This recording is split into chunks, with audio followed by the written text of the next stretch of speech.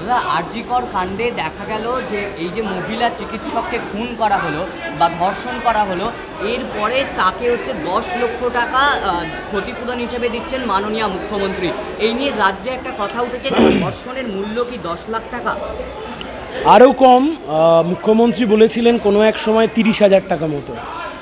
দেখুন, আজকে মানুষ এত এত বিরক্তি প্রকাশ করছেন, এত রেগে আছেন, আমরা কখনো দেখিনি। এত পরিমাণ আইনজীবী কলকাতা হাইকোর্টে, তারা আজকে কালো কোট পরে রাস্তায় নেমেছেন। দাবি একটাই, উই ওয়ান্ট জাস্টিস। রাজ্যের সরকার ধামাচাপা দিতে চেয়েছে। কাকে বাঁচাতে চাইছেন মুখ্যমন্ত্রী?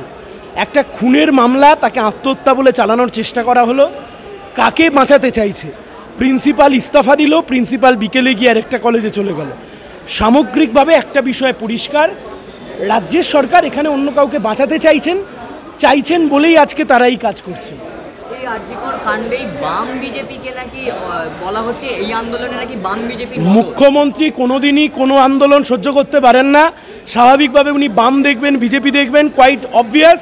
চোখ খুলে তাকিয়ে দেখুন, আজকে মানুষ প্রতিবাদ করছে।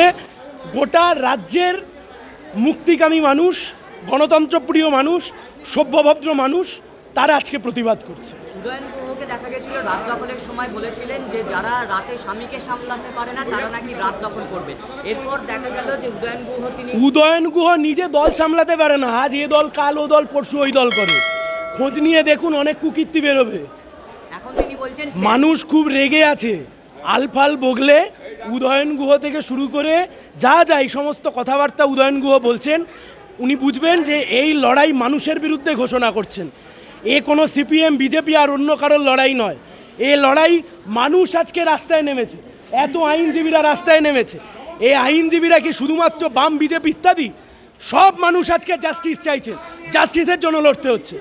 State administration utterly failed to discover the truth, তাই জন্য আজকে এই অবস্থা হয়েছে।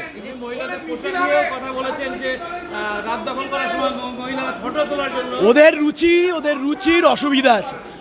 রুচির অসুবিধা আছে, সেটাই হচ্ছে মুশকিল। তার রুচির অসুবিধা আছে।